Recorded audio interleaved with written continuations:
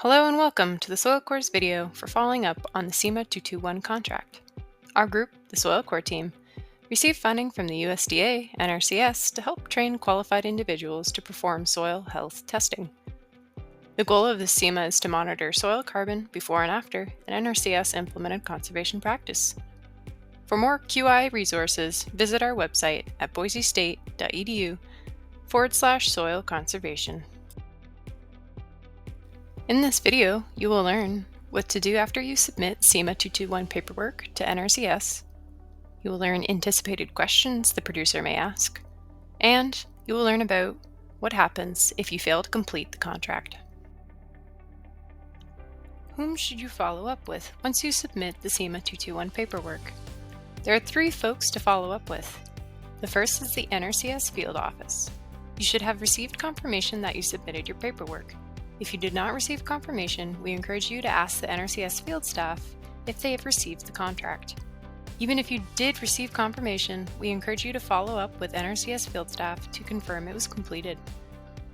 The second is to contact the producer and keep them informed. Be sure to let them know you have submitted CEMA 221 paperwork and confirm they've received their copy of the results. Remind the producer that these results are a small snapshot of a larger understanding of their soil and the impact of their work, meaning the results are likely not yet meaningful because they have not been placed in the context of the project. When the next sampling is done 3 to 5 years later, the results will have greater context for what the soil is doing over time, and therefore what their practice is doing. Lastly, contact us, the Soil Corps team, about your experience. What went well?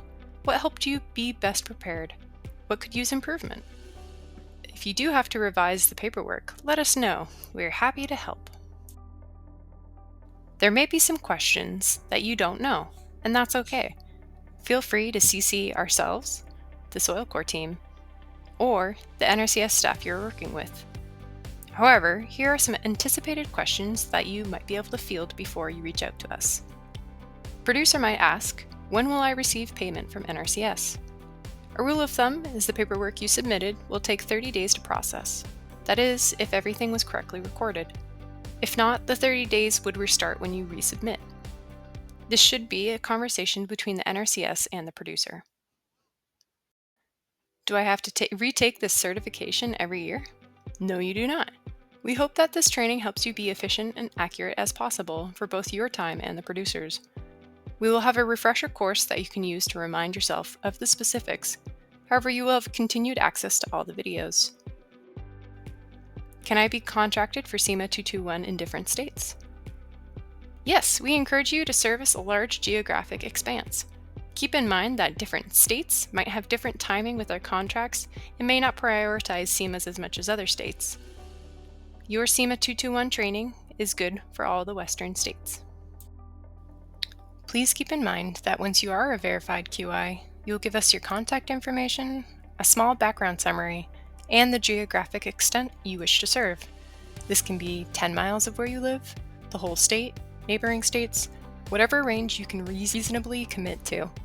This will be in your QI registry profile, available for NRCS and producers to contract you in the appropriate range you serve. Failing to complete the paperwork once contracted will result in 2 corrections. First, there will be a penalty from NRCS. If you are contracted and fail to see the paperwork through, this will be considered a penalty. The NRCS can ask for consulting money back.